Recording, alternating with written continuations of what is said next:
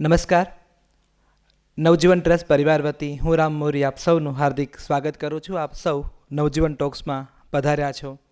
દર મહિને આપણે 2 રવિવાર અને 1 શનિવાર પસંદ કરી ગુજરાતી સાહિત્યના સંદર્ભમાં અલગ અલગ સંગોષ્ઠીનું આયોજન કરીએ છીએ.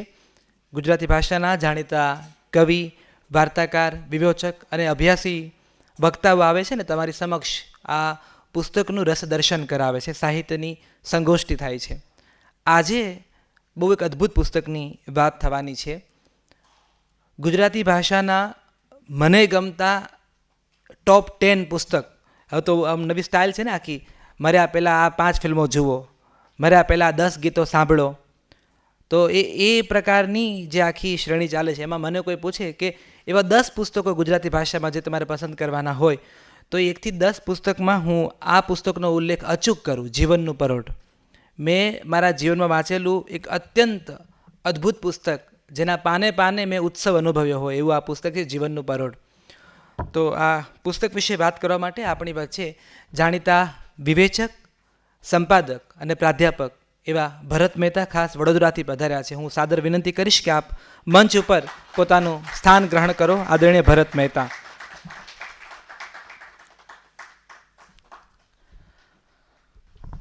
ભરતભાઈ સાથે હું વાત કરતો હતો કે વર્ષ 2012માં મને તમારો પહેલો પરિચય થયેલો અને ભારતીય સાહિત્યમાં ટ્રેન એવા અદ્ભુત વિષય ઉપર એમણે વક્તવ્ય આપેલું. અગાઉ ભરતભાઈ આપણે ત્યાં મીરાબેન વિશે અદ્ભુત વક્તવ્ય આપી ચૂક્યા છે અને વક્તવ્ય આપવાની એમની પોતાની એક અલગ શૈલી છે. અને એ વક્તવ્ય આપતા નથી તમને પેલું બિલકુલ સમુદ્ર મંથનમાં પેલું મોહિની રૂપ લઈને વિષ્ણુ આવેલા અને ઘડામાંથી ભરી ભરીને જે અમૃત પાતા હતા દેવતાઓને, એ દ્રશ્ય તમારે માણવું હોય તો ભરત મહેતાને બોલતા સાંભળવા. એ જે શૈલીથી પોતાના વિષયની વાત કરે છે, આ એક એવા વક્તા છે જે અભ્યાસ નથી કરતા. એ પોતાના જે વિષયને છે એને ઘટ પી લે છે, પચાવે છે અને પછી જુદો અર્થ આખી કૃતિમાંથી. અમે ફોનમાં વાત કરતા તો જીવનના પરોઢ વિશે એમણે જે પોઈન્ટ ઓફ વ્યૂ આપ્યો છે એ મારા માટે પણ બહુ આશ્ચર્યની વાત હતી કે અરે વાહ, એમણે કયા ખૂણે આખી વાત કરી છે. તમે કોઈ માણસને, કોઈ બાળકને એક ઓરડામાં મૂકો, પછી બાળક એ ઓરડાને જે રીતે જોતું હોય, વડીલ જોતા હોય, એની આંખ જુદી જુદી હોવાની. એટલે મને હંમેશા એ રસ પડે કે કોઈ કૃતિને જ્યારે કોઈ ભાવક, કોઈ સર્જક, કોઈ વિવેચક વાંચે છે ત્યારે કઈ આંખથી વાંચે છે. એટલે આજે આપણને જીવનનું પરોઢમાં એમને કયું પરોઢ જોયું એ પરોઢ જાણવા મળશે. આ એક ઉત્તમ પુસ્તક છે, પ્રભુદાસભાઈ લખેલું.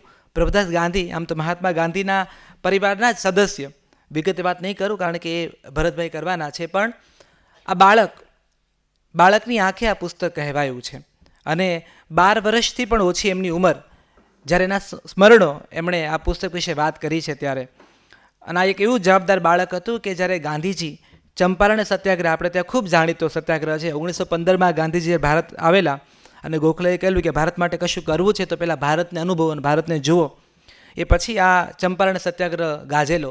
એમાં બાપુની જે ધરપકડ થયેલી ત્યારે ખેડૂત સુધી વાત પહોંચાડવાની હતી અને ચંપારણના એ ખેડૂતોએ જે વાત કરી, એ જે વકીલોના કાગળિયા થયા, અમારે ત્યાં અદ્ભુત થંબનીલ આખું નામનું પુસ્તક થયું છે. એ આ બ્લુ પ્રિન્ટ જે છે એની અદ્ભુત તમને અહીંયા હૃદયકુંજમાં પણ એ પુસ્તક જોવા મળશે કે આ ખેડૂતોએ પોતાનો જે દસ્તાવેજીકરણ કીધો છે કે અમારી શું સ્થિતિ છે, અમારી શું સમસ્યા છે, વકીલોની ભાષા છે, એનું આખું દસ્તાવેજીકરણ નવજીવને કર્યું છે. તો ખેડૂતો સુધી સરળ ભાષામાં વાત કેવી રીતે પહોંચાડી શકાય. તમારે જાગૃતિની વાત લઈને કોઈ સમાજ પાસે જવું છે અને પછી તમે તમારી હોશિયારીથી વાત કરો તો સમાજ જોડાતો નથી. તમારે ત્યાં તમારું જ્ઞાનનું પ્રદર્શન નથી કરવાનું, પણ એમની મૂંઝવણ સમજીને એમની ભાષામાં એમની સાથે સંવાદ સેતુ રચવાનો છે. એ કામ ગાંધીજી આ પ્રભુદાસને આપેલું કે આ બાળક પ્રભુદાસ ચંપારણના ખેડૂતો સાથે ડાયલોગ કરશે. તો એવા આ લેખક, એમનું એવું આ પુસ્તક જીવનનું પરોઢ. અને આ પુસ્તક જો ન લખાણું હોત, મેં જ્યારે પહેલી વાર દક્ષિણ આફ્રિકાના સત્યાગ્રહનો ઇતિહાસ પુસ્તક વાંચેલું ત્યારે હું હાઈસ્કૂલમાં હતો અને મને કંઈ નહીં સમજાયેલું હાઈસ્કૂલમાં. અને મને થયેલું કે આ પુસ્તક મારા માટે અઘરું છે. પણ પછી જ્યારે કોલેજમાં આવે ત્યારે ફરી એ પુસ્તક મેં હાથમાં લીધું, તો પણ મને એવું લાગ્યું કે ગાંધીજી દક્ષિણ આફ્રિકાનો સત્યાગ્રહનો ઇતિહાસ છે એ રસાળ હજી નથી. પણ એ કોલેજમાં હું આવી ડિમાન્ડ કરતો માણસ એ ભૂલી જતો હતો કે એ ગાંધીજીનો કેટલો ઐતિહાસિક દસ્તાવેજીકરણ છે. પણ તોય મને થતું કે થોડુંક કલાત્મક હોત તો, એમ થોડીક હજી વાત વધારે વાચક તરીકે મને ભાવી હોત તો. અને પછી હું જ્યારે 4 વર્ષ પહેલાં નવજીવનમાં નવો ગામે લાગ્યો ત્યારે આ પુસ્તક મારા હાથમાં આવ્યું. ત્યારે પેલું મારી અંદરનું જે હાઈસ્કૂલનું બાળક હતું, જેને પ્રશ્ન થયો હતો કે આ વાતને રસાળ કેવી રીતે હોઈ શકે, એ અભિવ્યક્તિની ચરમસીમા આ પુસ્તકમાં છે. હવે મને તમારી વચ્ચેથી અને પુસ્તક વચ્ચેથી હું ખસી જાઉં છું. હું સાદર વિનંતી કરું છું ભરત મહેતાને કે આપ પધારો અને જીવનનું પરોઢ થકી અમારા જીવનની એક એવી પરોઢ ઊભી કરો જેની અમને રાહ હતી. આદરણીય ભરત મહેતા.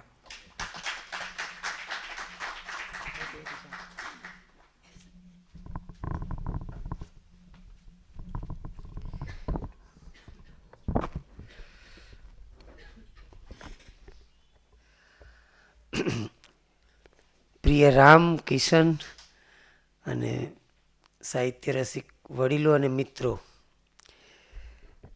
રામભાઈનો ફોન આવ્યો કે આ પુસ્તક વિશે તમારે બોલવાનું છે, તો એ સરસ સરસ કામ સોંપે છે અને મને ગમે છે કામ કરવું. એટલે પહેલાં તો મારે જ એમનો આભાર માનવો પડે કે એક સરસ કૃતિના સંપર્કમાં આપણને મૂક્યા. અને એમણે કહ્યું એમ કે જેમાં બેન ક્યારના ફોટો પાડે છે કે આ ભાઈ, એમનો એક ગેજ હોય છે, ગેજ. અને આ વિમર્શમાં બહુ મહત્વનો શબ્દ છે, ગેજ, કે તમે ક્યાંથી ફોટો પાડો છો.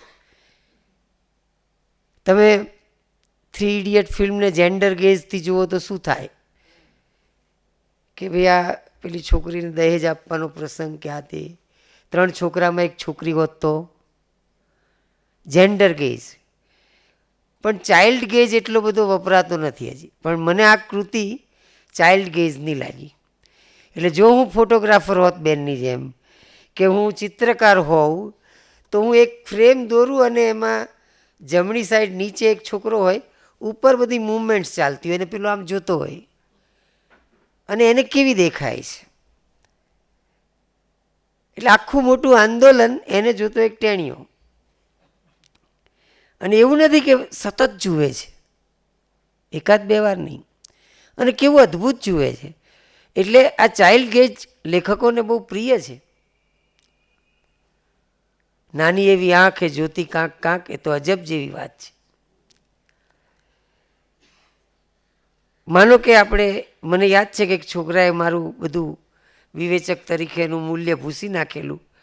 એણે ટેણીયાએ મને કહ્યું કે, મેં કહ્યું જો બેટા આ વાર્તા હુંમાં લખાયેલી છે એટલે એને સર્વજ્ઞનું કથન કેન્દ્ર કહેવાય, એટલે પ્રથમ પુરુષનું કથન કેન્દ્ર કહેવાય.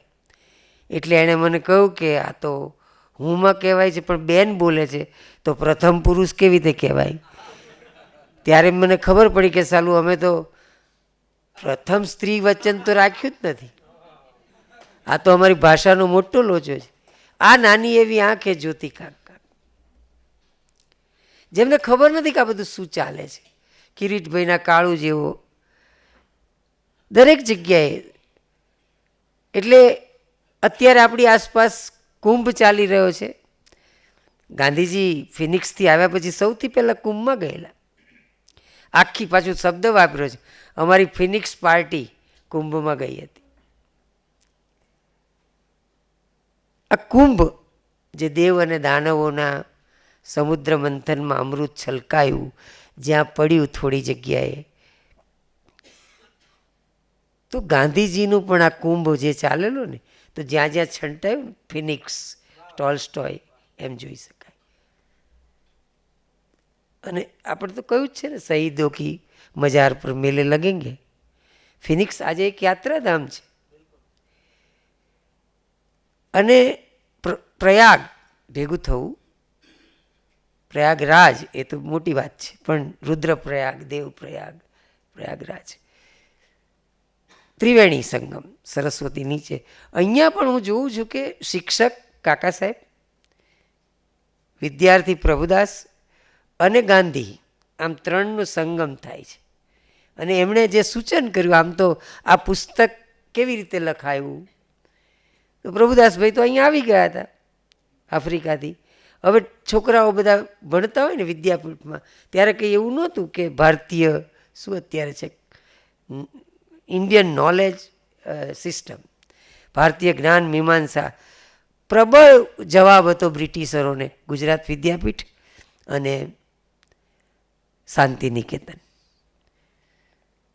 અને નવજીવન એમ પણ કહેવાય. આ પણ એક કુંભ મેળાનું જ સ્થળ છે કે જ્યાં ગાંધીના છાંટા ઉડ્યા છે. તો એ શિક્ષકોએ વિદ્યાર્થીઓને કામ સોંપ્યું કે ભાઈ કંઈક લખો, અને એમાં એ બધા લખે. મધુકર, મધપૂડો, અને છગનભાઈને કાકા સાહેબે કહ્યું કે બેટા તું ત્યાં રહ્યો છું તો તું તારા સ્મરણો લખ, અને એમાંથી એટલે પ્રેરણા, આત્મકથા, જીવનકથાના ઘણા બધા પ્રેરણા હોય છે. એમ કોઈ વાર ગાંધીજીને પણ ક્યાં લખવી હતી.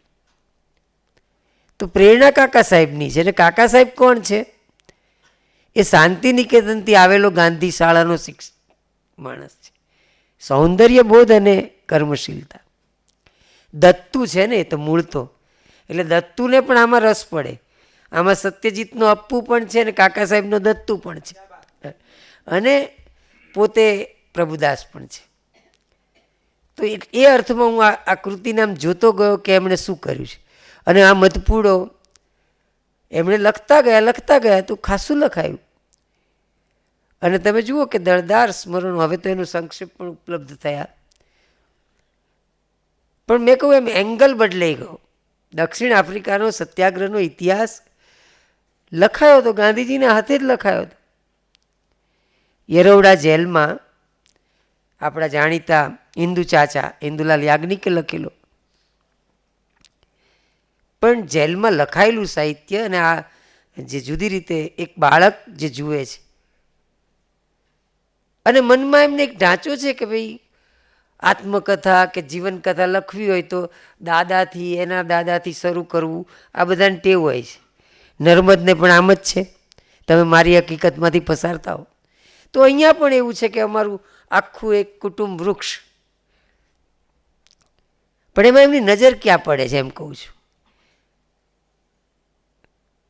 પ્રભુદાસભાઈ, એમના પિતાજી છગનભાઈ, એમના પિતા ખુશાલદાસ અને મોહનલાલ કરમચંદ ગાંધી એ ભાઈઓ છે, પિતરાઈ ભાઈઓ છે. ખુશાલદાસ 18 વર્ષ મોટા છે. અને હવે તમે જુઓ કે પેલા કોર્નરમાંથી ગઈ છે. આ છોકરો જુએ છે કે ગાંધી હજી તો દક્ષિણ આફ્રિકા આવ્યું જ નથી. ગાંધી જતા હોય દૂરથી, અને ખુશાલદાસ એ ન જુએ એમ પગે લાગે છે. જુએ તો ગાંધી વળતા હતા, તમે મોટા છો. અને ધીરે ધીરે જુએ છે પ્રભુદાસ કે થોડા વખત પછી તો ખુશાલદાસ પૂજા કરવા બેસે ને તો ભગવાનની સાથે એક છબી ગાંધીની રાખતા હતા. 18 વર્ષ મોટો પિતરાય ભાઈ એ એમને સમજી ગયા છે. અને આ પેલો દૂર ઉભેલો બાળક જુએ છે. સંસ્કારો આ રીતે આકાર લેતા હોય છે. તમને એમ છે કોઈ જોતું નથી, ના, એને નાની એવી આંખ એ જોતી કાંક. તમે રેલવે સ્ટેશન પર શું કરો છો? તમે દૂર ઊભા શું કરો છો? સારું ખરાબ બધું જ ઝીલાતું હોય છે. તો આ ઝીલાય છે, જુઓ તમે. અને એમનામાં પરિવર્તન આવતું જાય છે. એ ખુશાલદાસનું જ પરિવર્તન ઝીલે છે. પહેલાં તો ખુશાલદાસ અને દાદીમાં થોડુંક ગાંધી સાથે ભળ્યા પ્રભુદાસ, અને વણકરો પાસે શીખવા જાય વણવાનું. તો માને, દાદીને ગમતું નથી, એટલે ખુશાલદાસને ફરિયાદ કરે છે કે આ છોકરો તમે જુઓ આભડછેટમાં માનતો નથી. ખુશાલદાસ સરસ જવાબ આપે છે, આપણે તો એક ઘરેડમાં મોટા થઈ ગયા, હવે બહાર નીકળવું મુશ્કેલ છે. પણ છોકરાઓ તો ગાંધીના માર્ગે જાય છે અને કંઈ ખરાબ નથી કરતા, તો પછી આપણે એમને એમની રીતે વર્તવા દઈએ. આ જે સ્પેસ ઊભી થતી જાય છે એ હું જોઉં છું શરૂઆતના પ્રકરણોમાં. ઉત્તમચંદ ગાંધીનું ચરિત્ર જે આપણે જાણ્યું છે એમ, ડાબા હાથે કરાયેલી સલામવાળું જાણીતી ઘટના. પણ એ ઉપરાંત સાદગી, કુટુંબ પ્રિયતા, કેટલા ભાણા મંડાતા ઘેર, સાંભળવાનું બોલવા કરતાં વધારે, એવા લક્ષણો જે ઝીલ્યા છે ને એ આપણને સત્યના પ્રયોગોમાં ગાંધીજીએ નથી ઝીલ્યા, ઉત્તમચંદ ગાંધીના. અને આ છોકરો નાનો આ બધું જુઓ કહેતો જાય છે આપણને, વડીલો સાથેની વાતો સાંભળી હશે એમ. એટલે એમ શરૂઆતના પ્રકરણો તો આમ દાદાના મોટા બાપુજી એટલે કે ગાંધીજીના એમ થોડા થોડા દ્રશ્યો. પછી એમની પહેલી ખેપ શરૂ થાય છે. એટલે મેં રામભાઈને કહ્યું હતું કે મને તો આ ફિલ્મો એટલી બધી યાદ આવી, આમાં કેટલીક હમણાં જ એક ફિલ્મ મેં જોઈ, એ પણ મને બહુ યાદ આવી, ધ બોય ઇન સ્ટ્રીપ પાયજામા. એ તમે જુઓ, એને ક્યાં ખબર છે કે કોણ જ્યુસ છે ને કોણ જર્મન્સ છે ને એવું બધું. એક એન્થની ક્વીન અભિનીત બહુ સરસ મજાની ફિલ્મ છે ઓમર મુખ્તાર, આપ સૌએ જોવી જોઈએ. એ ફિલ્મ મને એટલા માટે યાદ આવી કે બહુ જ નાનો છોકરો, ફિલ્મનો હું અંતની દ્રશ્યની વાત કરું છું. ઓમર મુખ્તાર લિબિયાનો એક ફ્રીડમ ફાઇટર છે અને બાજુમાં રહેલું ઇટાલી સામ્રાજ્યવાદી બધા રાજ્યો પડાવી રહ્યું છે અને હવે લિબિયાનો વારો છે. અને એને એમ કે લિબિયાને તો આમ મસળી નાખીશું. જે ઇંગ્લેન્ડને અંફાવતા હોય હિટલર મુસોલિની, એમને આ લિબિયાની તો શું પડી હોય, 75 વર્ષનો બુઢ્ઢો છે એમનો નેતા તો. અને લિબિયા ઝૂકતું નથી. ત્યારે બધી માગણીઓ છે લિબિયાની કે અમે આ રીતે સ્વતંત્ર રહેવા માગીએ છીએ, તમારી સાથે શા માટે પડીએ. પકડાતો નથી એ માણસ. એટલે મુસોલિની પોતાના બધા માણસોને ભેગા કરીને પૂછે છે કે ઓમર મુખ્તાર છે કોણ, કેમ, તો કે એ he is a teacher. O Mussolini કહે તો બહુ ડેન્જર છે.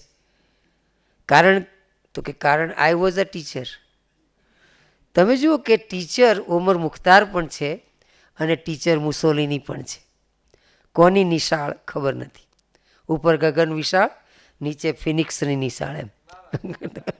તમે જુઓ અહીંયા ફિનિક્સ છે તો કોની પાસે. અને પછી ખરેખર જ એકવાર પકડાઈ ગયા, એમને કહ્યું કે તમને આટલા પૈસા આપી દઈએ, આ આપીએ, નથિંગ. પછી એમને ફાંસી. અને જ્યારે ફાંસી અપાય છે ત્યારે ગોરા સોલ્જરો સલામ મારતા હોય છે કેટલાક ચોરી છુપીથી. પણ એકલ દોકલ કોઈ ગોરો હાથમાં આવ્યો તો એને માર્યો પણ નથી. એ બધાને યાદ આવે છે કે તું નાનો છોકરો છું જા. તો એક ટેણીયો છોકરો, એમને ફાંસી અપાય ત્યારે આખું કબીલાઓ તો લોક અવાજ કરે છે એને. પણ એક ટેણીયો ફાંસી અપાઈ ગઈ છે અને ડોકું આમ પડી ગયું છે, ચશ્મા એ વખતે પડી જાય છે. ફિલ્મનો લાસ્ટ દ્રશ્ય છે, ચશ્મા ઉપાડે છે, પહેરે છે અને આખા સ્ક્રીન ઉપર એ છોકરો છે કે નવી દ્રષ્ટિ મળી નવી પેઢીને. ચશ્માનો જે ઉપયોગ કર્યો છે દિગ્દર્શકે, અહીંયા તમે જુઓ કે હું આ જ જોઉં છું કે જે રીતે એણે ખુશાલદાસને જોયા હતા, એ ધીમે ધીમે એને પ્રતીતિ થઈ કે આ પગે લાગવા જેવો માણસ છે. એ જે જુએ છે ધીમે ધીમે એમની નજીક, કારણ કે એણે જોયું કે ગાંધીનું સૌથી મોટું કોન્ટ્રીબ્યુશન જ આ હતું કે એણે માણસો પેદા કર્યા છે. દર્શક કે છે એમ શિંગડા માણતા શીખવાડીશું. કેળવણીનો એક વ્યાપક ખ્યાલ આઝાદીનો હતો. એમના માટે રાજકીય આઝાદી નહોતી, એમ કેળવણી પણ એમના માટે કે જ છે. આમાં તમે જુઓ વારંવાર નિશાળ ચાલે છે, વારંવાર બંધ થઈ જાય છે. મસ્તિકી પાઠશાલા છે, શિક્ષક કોઈક મળી ગયો તો ભણાવે, નહીંતર આ રોજ બરોજ ભણવાનું જ છે. નાના નાના છોકરાઓ છાપખાનામાં કામ કરે. એટલે હું તમને કહું છું કે આ નવજીવન પણ અહીંયાથી જ શરૂ થાય છે. ઇન્ડિયન ઓપિનિયન 12 વર્ષે તો આ પૂરી થઈ જાય છે. એ પહેલાં તો એમણે આશ્રમ ભજનાવલી જેવું પુસ્તક ભજનાવલીનું એક કરી નાખ્યું હતું, કમ્પોઝ પ્રભુદાસભાઈએ. અને આખા છોકરાઓ એકવાર તો પ્રેસ ચલાવેલું એ છે આમાં. અને ગાંધીજીએ જોયું કે અંક મોટા કરતાં વહેલો પાર પાડી આપ્યો. અને મોટાઓને એમ હતું કે આ આમનાથી કંઈક કામ થતું હશે, જે ડૂટા ખર્યા નથી ને. તમે જુઓ કે ગાંધી જે રીતે એક બળ આપે છે, આમાં તોફાની છોકરો છે, જે કંઈ કાકા લાવ્યા હોય તોડીને જ જોવાની ટેવ છે. એટલે નકામો ગણાય, કોટ અનકોટ. કારણ કે આવા પાત્રો આપણે બહુ જોયા. ટાગોરના સંસ્મરણો યાદ આવે આ વાત. એ જુદા પ્રકારના છે પણ છે એ જ વખતના. સ્વામી આનંદના બચપનના 12 વર્ષ. તો આ બધા સંસ્મરણો, એ સંસ્મરણો ઊભું શું કરે છે એક વિશ્વ આપણી સામે, કે એ જે આખી તાલીમ શબ્દ હું કેળવણી વાપરું છું, કેળવણી એમને ક્ષણે ક્ષણે શિક્ષણ છે. એવું નથી કે ભાઈ ક્લાસરૂમમાં જ શિક્ષણ હતું. એ તો ગયા છે અહીંથી પિતાની સાથે ભાગ. આપણે જાણીએ છીએ ગાંધી પણ કે આફ્રિકા આંદોલન કરવા નહોતા ગયા. એ તો એક ભાગરૂપે ગયા હતા વ્યવસાયના. પણ જે દિવસે એમણે જોયું કે ભાઈ નીકળવાનું છે ત્યારે જ કે આટલો મોટો અહીંયા અમારા આવેલા ઉપર હુમલો આવી રહ્યો છે, અને ત્યાં તો તમે એક પુસ્તક હિન્દીમાં છે ને, કુલી બેરિસ્ટર. તમે ડૉક્ટર હોવ કે તો કુલી ડૉક્ટર, તમારી પોસ્ટ કોઈ પણ હોય, તમે આગળ કુલી તો છો જ. એટલે આપણને પેલા પણ યાદ આવે આપણા ગાંધીવાદી ગિરિરાજ કિશોર, એમની નવલકથા પહેલા ગિરમિટિયા. તો એ આ જે ગાંધી ગયા અને એ દિવસે જે જોયું કે ભાઈ આફ્રિકામાં તો આ પ્રશ્ન ઊભો થયો, તો મારે રોકાઈ જવું પડશે, ને રોકાઈ જાય છે. અને પછી કારવા બનતા ચલા. જે એમને ધગસ હતી, એમણે કહ્યું કે આ એક ધર્મ, એમને પ્રિય શબ્દ હતો ને, પણ આ એમના માટે યુગ ધર્મ છે. અને એની એટલી જ પવિત્રતાથી જ આ કામ કર્યું છે એમણે. જે રીતે એ છગનલાલા જોઈ રહ્યા છે બધું, ગાંધીજીને ઝીણી નજરે જુએ છે કે કઈ રીતે કામ કરી રહ્યા છે, ને કેટલા રૂપો આપણને દેખાય છે. એટલે હું તમને કહું છું કે જેન્ડર ચાઇલ્ડ ગેજ છે. કૃષ્ણદાસ, આમનો નાનો ભાઈ, બીમાર પડ્યો છે આશ્રમમાં, અને ગાંધી આવીને લીંબુ નીચોવે છે, પણ છોતરું અંદર ના જવું જોઈએ, બાળકને તકલીફ થાય, અને બીઓ તો ના જ જવો જોઈએ. એ પ્રભુદાસ નોંધે છે કે બાપુએ છોતરું લીંબુના શરબતમાં જાય તો એને અત્યારે તકલીફ પડશે. સેવા કરતા જે બાપુને એણે બતાવ્યા છે, ગાંધીજીના સંકોચના કારણે ગાંધીએ પોતાના અનેક રૂપો જે નથી બતાવ્યા એ છે. એમણે જે પત્રો મૂક્યા છે ને, હું જોઉં છું, તમે કોઈ પણ પત્ર આમાંથી કાઢો, એક પણ પત્ર એવો નથી કે એમાં એમ ન હોય આશ્રમનો જે માણસ બીમાર હોય ને એની વાત હોય ને હોય જ, કે એને અત્યારે કેમ છે, કેટલે પહોંચ્યું, હવે રાહત થઈ છે, નથી થઈ.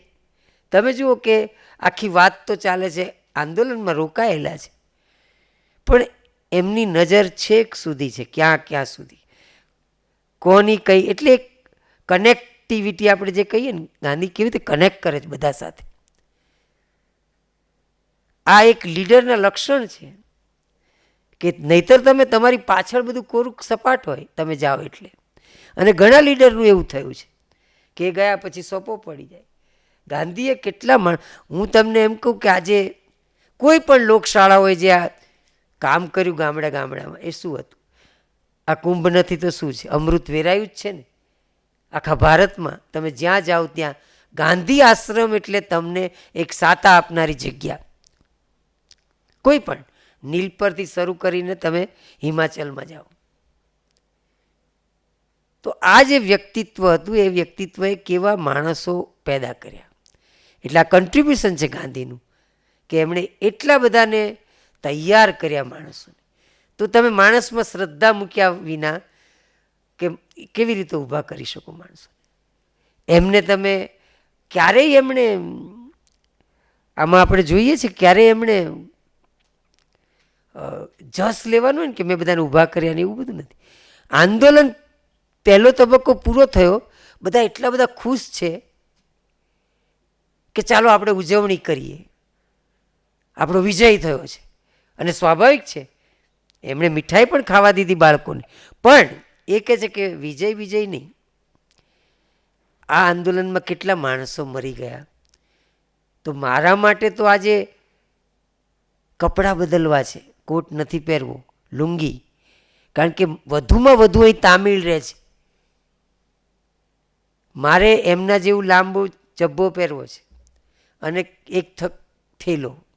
આખું ડીક્લાસિંગ, આ ડીક્લાસ થયા વિના તમારાથી થાય નહીં કશું. જ્યારે પ્રજા સાથે કનેક્ટ થવું હોય ત્યારે ડીક્લાસિંગની પ્રક્રિયા મહત્ત્વની છે. હા, એ અંદર બહાર બધે થવી જોઈએ અને થઈ છે અહીંયા પણ.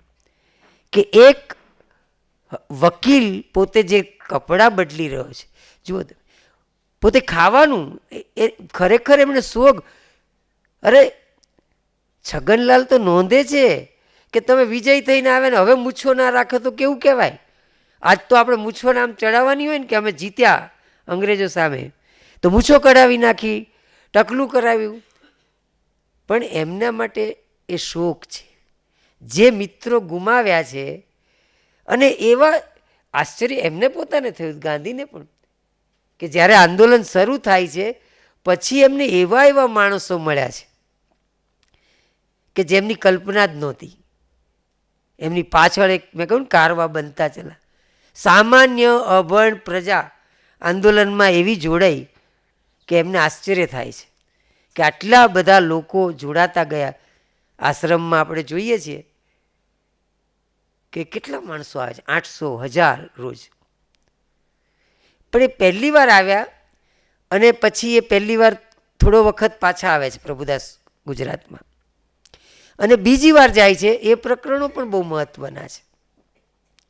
બીજી વાર જતાં થોડા મોટા થયા છે, એટલે હવે એ જે જગ્યાએ વાહન રોકાય એ શહેરો બરાબર ઝીલે છે. જંગબાર, મોમ્બાસા, કેવા ગામો લાગે છે, પરિવેશ કેવો છે, અમે બધા કઈ રીતે જઈ રહ્યા હતા. અને એક વાત તો બધે આવી ગઈ છે કે ગાંધીજીએ આ જે એમના માટે જીવનનો પ્રતિકાત્મક જે ઘટના બની હતી, એ ઘટના તો દરેકના માટે મહત્વની છે. પ્લેટફોર્મ પર ફેંકાઈ ગયેલા ગાંધી અહીંયા કેટલી વાર આવે છે તમે જુઓ. જ્યારે પ્રભુદાસભાઈના પિતાજી છગનદાસ એ પણ આવે છે રાજકોટથી, અને બધા લેવા જાય છે વાહણ ઉપર એમને. પ્રભુદાસભાઈ પણ ગયા છે, નાના છે, મેં કહું ને એમ દૂરથી જ જુએ છે. ગાંધીજી છે, દ્રશ્ય અદ્ભુત છે. અને છગનદાસભાઈ કોઈની સાથે વાત કરે છે ને એક ગોરો એકદમ એમની સાથે અથડાય છે અને કહે છે ખબર નથી પડતી અહીં વચ્ચે ઊભો છે, ચાલ હટાઈથી. એક તુચકારથી વાત કરે છે. છગનદાસ ગાંધી કંઈ ગણકારતા નથી અને પેલો જતો રહે. ફરી પાછો આવે છે, ફરી પાછો આ જ રીતે કરે છે. એટલે ગાંધીજી ત્યાંથી રાડ પાડીને કહે છે કે એ ત્યાંથી નહીં હટે. અને પેલો કહે છે કેમ નહીં હટે, અહીંયા બ્લેક પીપલ શા માટે ઊભા રહેવાનું વગેરે એમ. અને એ વખતે બીજો ગોરો પેલા ગોરાને કહે છે બહુ માથાકૂટ ના કર, આ પેલા ગાંધી છે જેમણે એકવાર આવું થયું હતું ને તો બધાને ધંધે લગાડ્યા, આપણી ભાષામાં કહી દીધું. તમે જુઓ કે એક ઘટના કેવી ચેપી બની છે. ખાલી પિકનિક કરવા ડરબન જાય ને આ છોકરાઓ ફિનિશના, તો પણ બેઠા હોય ને અને કોઈ ગોરો આવીને કે આ બેન્ચ ઉપર નથી બેસવાનું, જાઓ પાછળ, નહીં જઈએ અહીંથી. એટલે મારે તમને કહ્યું છે કે સિમ્બોલિક ઘટના બની ગઈ. જે ગાંધીની ઘટના હતી કેવી ચેપી. Conscious man in a city like a plague spot, Sartre. આ ચેપ લગાડ્યો એમને કે મૂળ શિક્ષણ આ છે, અન્યાય સામે લડવું. એટલે એમણે ઘણીવાર શિક્ષણનું સ્થાન આપ્યું. અને એ વખતે તો આ વાત હતી જ આપણી, education can wait, swaraj cannot. નહીં તો ભગતસિંહ ના થયો હોત પીએચડી. પણ એ બધા એફવાય એસવાયમાં છૂટતું ગયું ભણવા. મસ્તીકી પાઠશાલા. અહીંયા પ્રભુદાસભાઈ ને આપણે જોઈએ કે બીજી વાર પહોંચ્યા પછી એ વખતે કામ કરવા માટે આ ફિનિક્સની જગ્યા લેવા, સારું કમાતા હતા વકીલ તરીકે. એટલું બધું સારું કે 15,000ની તો એ વખતે 100 એકર જમીન લીધી. 100 એકર આ ફિનિક્સ આશ્રમ બનાવ્યો. પણ ત્યાં ગાંધીજીએ કયું કામ નથી કર્યું, આપણને આશ્ચર્ય થાય. મેં કહ્યું ને કે એટ અ ડિસ્ટન્સ જોયા કરે છે. ગાંધી એક દિવસ આવ્યો તો હથોડી લઈને ચોપડીઓનો આખો કબાટ બનાવે સાંજ સુધીમાં. લો આ છોકરાએ જોયો. હવે પછી એ ઉદ્યોગનો પીરિયડ એવું નહીં જરૂર પડે. ખ્યાલ આવ્યો? જે નજર જોયું છે એમણે કે આ સાંજ સુધીમાં ઊભો કરી નાખ્યો ચોપડી મૂકવાનો કબાટ ગાંધીએ. તો આ રીતે હું જોઉં છું કે એટ અ ડિસ્ટન્સ પ્રભુદાસ જે ફીલ કરે છે વાતાવરણને, તોફાની તો નહીં, અટક ચાળો છોકરો, સહીની બોટલ હોય તો ખોલી નાખવાની, રેડિયો ઘડિયાળ બધું ખોલી નાખ. આમાં સરસ એક ચેપ્ટર છે મારું ઘડિયાળ. બધા ચેપ્ટર તો બધા સરસ છે, પણ કેટલાક આપણે ભૂલી જ ના શકીએ. અત્યારે આપણને યાદ આવે ને, માનો કે સ્કૂલમાં આવેલા સાહેબો, આજ 26 જાન્યુઆરી છે તો કલેક્ટર કે મામલતદાર આવ્યા હોય તો સ્કૂલોની જે દશા હોય છે એ છે અહીંયા સરકારી મહેમાનો. હવે પેલાને કંઈ ખબર ના પડે અને પેલાને એમ થાય કે મને તો ભારત સરકારે મોકલ્યો છે તો ગાંધીએ મારું સ્વાગત કર્યું છે. ગાંધીજીએ 2 માણસો મોકલ્યા છે ખરેખર સ્વાગત કરવા, પ્રભુદાસને મોકલ્યા છે, નાના છોકરાઓને. પેલાને નથી સારું લાગતું. એમાં પાછો એક ઇન્ડિયન પણ ગયો છે સાહેબ સાથે, ગોરા સાહેબ, અને એને તો વધારે ખરાબ લાગે છે કે એટિકેટ ને ગરિમા જળવાતી નથી મોટા સાહેબની. પછી એને એમ થાય કે મને ઉતારો પણ આવો. અને જે સરકારી મહેમાન પ્રકરણ છે, અને પ્રભુદાસ પાછા હસતા હસતા નોંધે કે મેં જોયું કે આ સાહેબને અમારા આશ્રમમાં ફાવતું નથી. એમને બરાબર, કારણ કે મનુષ્ય તરીકે તમારો સ્વીકાર છે, તમારા હોદ્દાઓને પ્રેમથી પૂરા માનથી, પણ તમારે તો પેલું જોઈએ છે કે પડ્યો બોલ ઝીલાય, તો એ આ નિશાળ નથી તમારી ગ્રાન્ટ પર ચાલતી. એટલે મદન મોહન માલવિયા અને ગાંધીજી વચ્ચે ફરક જ આ હતો. જ્યારે એમણે કહ્યું કે આપણે બ્રિટિશરોના પૈસા નહીં લેવાના સ્કૂલ ચલાવવા, BHU માટે નહીં લેવાના, જેની સામે આપણે લડીએ. વિદ્યાપીઠે નથી લીધા એ વખતે ક્યારેય. એક મોટી એક ડિબેટ હતી મદન મોહન માલવીયાની, કારણ કે એમના જ પૈસા લઈને પછી એમની સાથે કઈ રીતે કામ કરીશું આપણે, એમની સામે ઇન્ડિયન નોલેજ સિસ્ટમ. આ વિદ્યાપીઠનું મૂળ છે એમ કહું છું, ફિનિક્સમાં એમણે શિક્ષકો નિમ્યા છે. જે શિક્ષકો એટલે મેં તમને કહ્યું એમ કે એ રસોઈઓ પણ હોય, એ ઉદ્યોગ શિક્ષકે હોય, આખું ટાઈમ ટેબલ જે લોકશાળામાં છે એવું. પ્રાર્થના જેટલું જ મહત્વ છે દાંતણ પાણીનું. આ શબ્દ આમાં વપરાયો છે. ગદ્ય બહુ સરસ છે. એકવાર ગાંધીજીએ આદુના મૂળિયા જોયા અને એમ થયું કે આદુ નથી ખાવું, એટલે ચા તો છોડી દીધી પણ આદુય છોડી દીધું. તો પ્રભુદાસ લખે છે કે એ અંગ્રેજોની પાછળ આદુ ખાઈને નહીં પણ આદુ છોડીને પડ્યા હતા. આમ એક નાના નાના વાક્યો પણ એટલા સરસ છે કે ક્યારેક આપણને થાય કે ફસાઈ ગયેલી હોડી એ કઈ રીતે જુએ છે મોટી વિશાળ. એટલે એક બાળકના રૂપે જ હું એમને જોયા કરું છું કે એ, અને સ્વાભાવિક છે કે એમણે લખ્યું છે એ રીતે, પણ હાવી નથી થઈ ગયો. લખ્યું છે 48માં, 25 વર્ષ પછી ગાંધીજી ઉપર હાવી થઈ ગયા છે ને. ગાંધીજીએ જ્યારે લખ્યું 52માં સત્યના પ્રયોગો, મને બરાબર યાદ છે એક દ્રશ્ય કે હું નિશાળમાં જતો હતો તો મને કસ્તુરના વિચાર આવતા હતા. તો ના આવે તો શું આવે, એ વખતે નૈતિકતાના વિચાર આવે. લગ્ન થઈ ગયા હતા તો ગાંધીજી એમ કે હું કેટલો પાપી કહેવાઉં. એ ભાઈ તમે અત્યારે 52 વર્ષના ગાંધી, તમે પેલા 16-15 વર્ષના ગાંધીને કેવી રીતે જુઓ છો?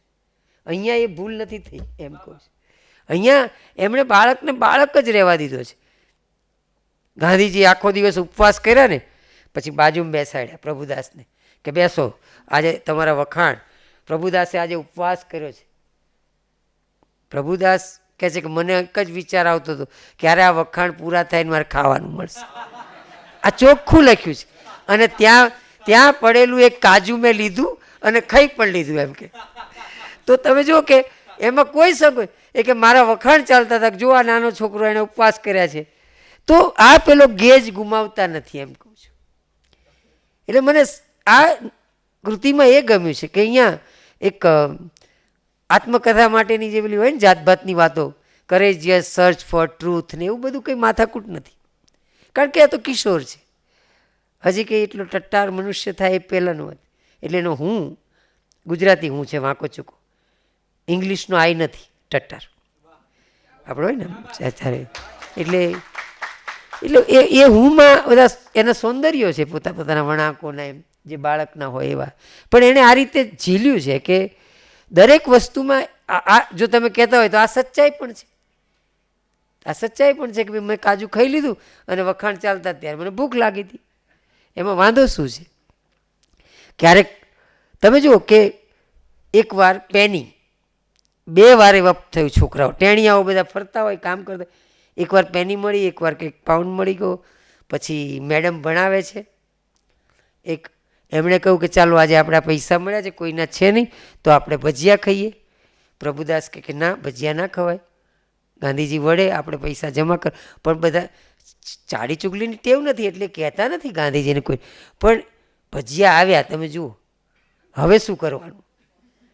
ભજીયા આવ્યા તો સુગંધ તો કે મેં એક કામ કર્યું, ભજીયું લીધું, સૂંઘ્યું બરાબર ને પછી પાછું આપી દીધું. તો આવા જે દ્રશ્યો છે કે એમાં બાળક કેટલું જીવન છે કે ના, એને કેટલું મન માર્યું હશે એમ કે એક બાજુ ખાવું એક બાજુ ન ખાવું, તો સુગંધ લીધું એમ કે તમે ખાઓ, મારી જીવ નથી ચાલતો. કારણ કે પેલું ગાંધીજીને પણ અલુણા ચાલે ને ક્યારેક આમને પણ અલુણા મળે, રવિવારે છૂટ મળે. તો આ પણ નોંધાયું છે કે રવિવારે અમે બરાબરનું મીઠાવાળું ખાતા, હું ને દેવદાસભાઈ. ગાંધીજીના 3 સંતાનો, મણીલાલ, રામદાસ અને દેવદાસ, ત્રણેય આમાં છે. અને એ જ રીતે છગનભાઈ પ્રભુદાસના પિતાજી, એમના ભાઈ મગનલાલ અને એમના ભાઈ, 3 ભાઈઓ પણ અહીંયા છે. એક ભાઈ પછીથી આવે છે.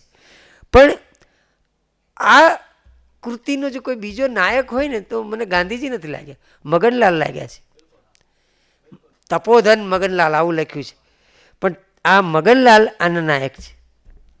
મગનલાલ જે ચૂપચાપ સેવક છે અને જે રીતે ઝીલે છે, અહીંયા વપરાયું છે એમના માટેનો શબ્દ ગાંધીજીના હનુમાન, બરાબર છે. અને એટલા માટે આપણને એકદમ વાલ્મીકી યાદ આવી જાય. હનુમાન લંકા જીતીને આવ્યા ને, આમ બધું આ જેમ ફિનિક્સમાં જીતીને આવ્યા. પછી બધા વાનરો તો જોડે ગયા હતા એટલે બધી વાનરીઓ જુએ છે કે ભાઈ આપણા પતિ જેમના માટે ગયા હતા લડવા, તો એ બઈ છે કેવી સીતા એમ. અને પછી બધાએ સીતાને જોયું તો જુઓ તમે, અને શું કહે છે કે અરે રે હું આવડું પૂછડું નથી એને તો, કારણ કે એમનું પોતાનું એસ્થેટિક હશે ને. તો અહીંયા પણ બધા એકસાથે જોડાતા બહેનો, કારણ કે સૌથી પહેલો સત્યાગ્રહ તો કસ્તુરબાએ કર્યો ગાંધી પૂર્વે, અહીંયા આપણે જોઈએ છે. અને ગાંધી કહે છે કેમ ના થાય, કોઈ મૂળ વાત છે કોઈ ડરતું જ નથી. મને એ બહુ મજા આવી. આખી કૃતિમાં પ્રોબ્લેમ એ થયો છે કે પ્રભુદાસને જેલમાં જવું છે ને જવા જ ના મળ્યું, નાના ગણાયા છેક સુધી. તે એટલો એમ કે હજી 4થી વાર જો લડાઈ શરૂ થાય ને તો સારું, તો આ વખતે હું જઈ શકું. કારણ કે દર વખતે ગાંધીજીએ કહ્યું કે આના પછી તમારે, કારણ કે મૂળ તો આ જેલની તાલીમ હતી. આ ફિનિક્સમાં જે બહુ કુશળતાથી એમણે કામ શેના માટે કર્યું? આ અલૂણું ખાવું, આટલી બધી મહેનત કરવી, સવારે ઉઠવાનું, પછી 6 થી 8 ખેતી, પછી નાસ્તો, પછી ભણવાનું, પાછું 11 થી 11:30 થોડુંક કામ કરવાનું, સાંજે કામ કરવાનું, આટલું બધું કામ. તો કે તમે જેલમાં જશો ને ત્યારે પાવડા કરવા પડશે, જેલમાં જશો ત્યારે ભૂખ્યા રહેવું પડશે. ખાવાની સાહેબ તાંસળામાં બધું ભેગું જ, કારણ કે જેલમાં આમ જ ખાવાનું છે. તો આ કઈ તાલીમ આપે છે? પછી તમે વિચાર કરો કે સાલું 12 વર્ષ સુધી જેલમાં ન જવાનું થાય તો લોચો તો પડે જ ને. એટલે સતત એમને એમ થાય કે હવે મારો વારો આવશે.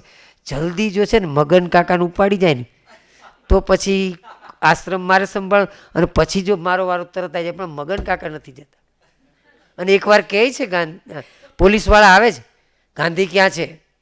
એટલે આમને એમ કે મોહનદાસની વાત ચાલે છે. એટલે કહે છે કે ગાંધી તો ડરબન છે. નહીં મગનલાલ ગાંધી, ખોટું નહીં બોલો. આવું થતું ને ત્યારે અટક એક હોય તો ઉમાશંકરને થયેલું 31માં ડોક્યું વાંચજો. વિરમગામની છાવણીમાં એ પેલું મેગેઝિન બહાર પાડે તો તંત્રી સંપાદકની ધરપકડ કરવા પોલીસ આવી. તો ઉમાશંકર તો ટેટી મેટી નાના લાગે તો કે ભાઈ એ છોકરા અહીંયા ઉમાશંકર ક્યાં છે? તો કે તો બહાર ગયા છે. આ છાપું બહાર કાઢે છે ને સત્યાગ્રહની. એટલે કારણ કે એમને એમ કે આવડું છોકરું છાપા વિશે શું જાણે, પણ એ વખતે તાલીમ એવી હતી કે આવડા છોકરા સંપાદક હતા ભાઈ, એમ આ કેળવણી હતી, આ ઇન્ડિયન નોલેજ સિસ્ટમ હતી. જો જવાબ દેવો હોય કોલોનિયલ સામે જે સન ઓફ સોઇલ જે જન્મ્યા હતા એ આવી રીતે જન્મ્યા હતા. એટલે અનેક પ્રકારની જે આપણી લડતો હતી એના બધે જ, નહીતર આ બધું ચેપ જ કહેવાય ને. ઉમાશંકરે આ જવાબ આપ્યો. અહીંયા એમણે પણ મગનલાલ ગાંધી પછી એ પકડવા નહોતા, એમને દેખરેખ રાખવાની હતી આશ્રમમાં, કેટલા આવે છે કેટલા નહીં. પણ આપણે વાત કરતા હતા મગનલાલ. આ મગનલાલનું ચિત્ર એમણે બરાબર પાડ્યું છે. અને તમે જુઓ કે ઘણાને એવું લાગ્યું કે ભાઈ આમાં મગનલાલ, કેટલા બધા એમના કુટુંબીજનો કે મગનલાલ એમને મારતા બાળકપણમાં, પણ એ પોતે મગનલાલ પોતે ડેવલપ થતા હતા. એ જ મગનલાલ એમની પાસે રડેલા પણ છે કે મેં તને બાળપણમાં મારેલું. તો મારવાનું એટલે તમે કોઈ મોટું નુકસાન કર્યું એટલે જેમ આપણે રોજબરોજ છોકરાઓ 1 get 1 free એમ માર ખાતા હોય છે, એવું જ મારો કે ઘડિયાળ તોડી નાખ્યું, બધું જાત ભાતના એમના તોફાનોનું અહીં લાંબુ લિસ્ટ છે. અને એ બધું થઈ જતું એમનાથી. માનો કે એમને હવે જુઓ આમાં જિજ્ઞાસા કેટલી સરસ. એમાં માર ખાધેલો એકવાર કે મીણબત્તી છે તો મીણબત્તીમાંથી આમ મીણ ઓગળે ને એ જોવું બહુ ગમે. તો એકવાર મીણબત્તી મમ્મી બહાર ગયા છે એટલે મીણબત્તી હાથમાં આવી ગઈ, સળગાઈ અને એમાં બારણું ખખડ્યું એટલે મીણબત્તી આમ બાજુ પર મૂકી દીધી, ખબર ના રહી અને પેલું લાકડામાં સળગવા માંડ્યું અને ખાસું સળગ્યું ત્યારે કાકી જોઈ ગયા અને બચ્યા. તો આ કેવી રીતે બન્યું? એટલે થોડો માર ખાવો પડેલો. તો આવા માર એમ કહું છું. પણ એમને જે મગન કાકા પ્રત્યેની જે લાગણી છે કે એમને કઈ રીતે આખો આશ્રમ ચલાવ્યો. ગાંધીના જે સબસ્ટિટ્યૂટ, જે ગાંધી હોતા જ નથી, ગાંધી મોટા ભાગે નથી, ફિનિક્સના આશ્રમની આ કથામાં પસાર થઈએ તો ગાંધી બહુ ઓછું છે. અને ગાંધી નથી તોય કામ કઈ રીતે ચાલે છે એક એક બાબતનું કશું જ એવું નથી કે જેમાં મગન કાકાની દખલ ના હોય. જે નથી સમજાતું ત્યાં પણ માનો કે સ્કૂલ બીજા માણસો ચલાવે છે પણ એનું ધ્યાન એ રાખે છે. તો આ મગનભાઈનું ચરિત્ર એક અહીંયા હીરોની જેમ મારા મતે આવ્યું છે. કાકા છે આપણા નાયકના, અને એમને જે રીતે, નહીં તો એ તો મગનલાલનું જીવન એવું છે કે એ તો પરીક્ષા દેવા મુંબઈ ગયેલા અને ત્યાંથી ગાંધીએ આફ્રિકા બોલાવી લીધેલા અને ડાયરેક્ટ જતા રહેલા. તો આ મગનભાઈ જેમણે ફિનિક્સને મોટા ભાગે, ફિનિક્સના મેનેજર જ તમે કહી શકો, કારણ કે જ્યારે બરાબરની લડત ઉપડી ત્યારે એ લડતમાં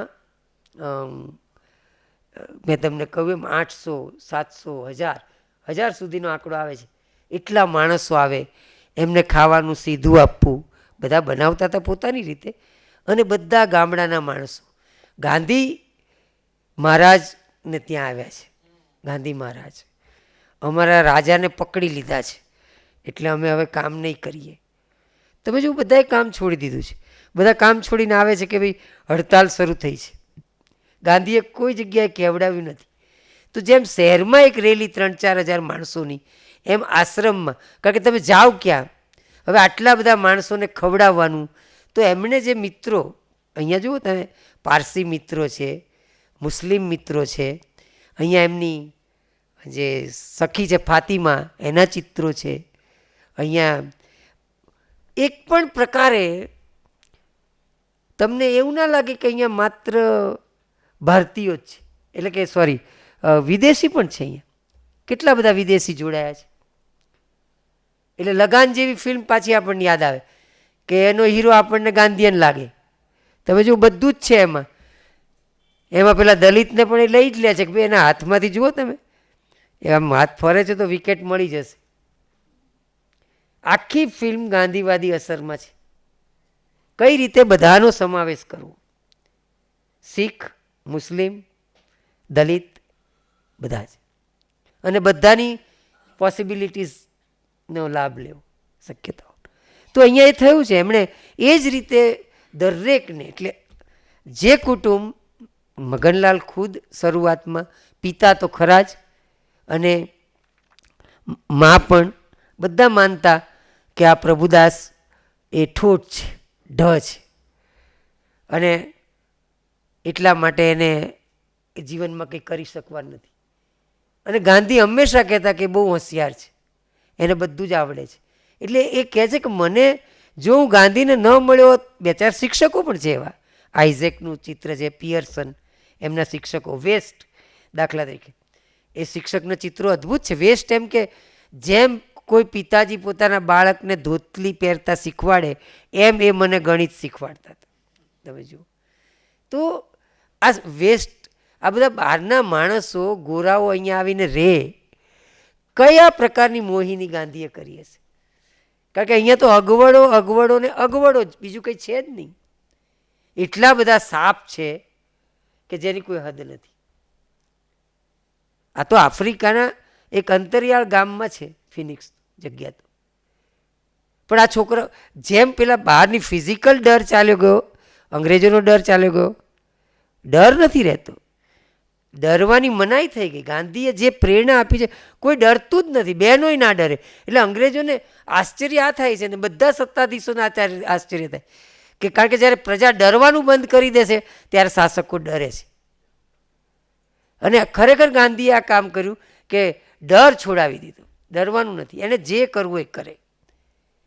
આપણે ભૂખ્યા રહેતા આવડે છે, આપણને કામ કરતા આવડે છે, આપણને સહન કરતા આવડે છે, આપણે કરીશું. અને એટલા માટે એવી જ તાલીમ લેવાની. એટલે વિવેકાનંદે જે શિક્ષણની વ્યાખ્યા આપેલી ને, શિક્ષણ એટલે શું? આ MBA BBA MBBS ના, એમણે કહ્યું કે education is man making process, મનુષ્ય નિર્માણની. આ મનુષ્ય નિર્માણનો આખો મામલો છે. અને મનુષ્ય બનવું એટલે શું? અહીંયા તમે જુઓ કે બધાનો જે વિકાસ થાય છે આ બાળકોનો એક સાથે. અહીંયા આવીને એમણે શું કર્યું? ક્યાંના ક્યાં ગયા પ્રભુદાસભાઈ? હિમાચલ તરફ. તો આ જે કામ થયું, એક ઠોઠ કહેવાતો નિશાળીઓ, એના આ 83 પ્રકરણો છે, 21 4 ખંડમાં, લગભગ જેને કહેવાય કે સત્યના પ્રયોગોની સ્ટ્રક્ચરમાં ચાલે છે. અને નાના નાના સરસ મજાના પ્રકરણો છે. પણ એટલા બધા ગૌણ પાત્રો ઊભા થતા જાય છે, શિક્ષકોના, સાથીઓના. ચાર્લી દાખલા કે હપસી છોકરો, મેં તમને કહ્યું કઈ જાત નથી રહેતી. જો ચાર્લી ત્યાં જોડાયો છે, ટપાલ આપવા ચાર્લી જાય છે, પણ સંસ્કાર એમ કે કેવો બદલાઈ ગયો છે અમારી સાથે.